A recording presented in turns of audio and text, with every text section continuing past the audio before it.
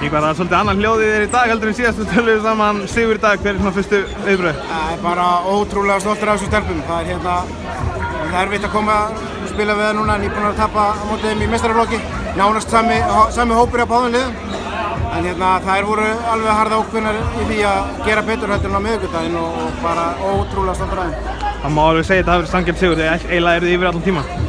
Já, ég meina, Sverrir kom til mín áðan og sagði það að þetta hefði orðið rán aldarinnar hefði náð að taka þetta í framlengingunni. Við vorum algjöru klaufar, við glópruðum þessu frá okkur í framlengingu. En karakterinn að koma tilbaka eftir í framlengingunni og bara gefa þeim aldrei breyk og það er ótrúlega. Býr ótrúlega mikið í þessu liði, spila náttúrulega hérna með unglingaflokki og langflestar í meistaraflokki líka.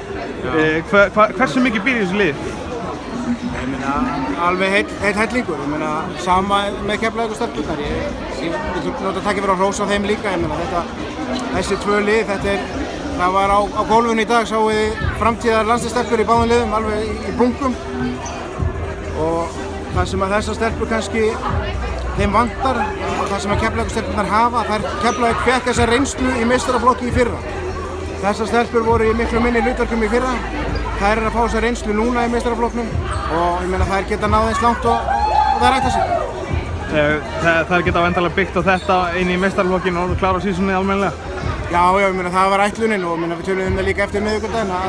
Við spiluðum flott í 35 mínútur á móti Keflavíkurliðinu þá sem að spilaði fannst mér virkilega vel þann leik.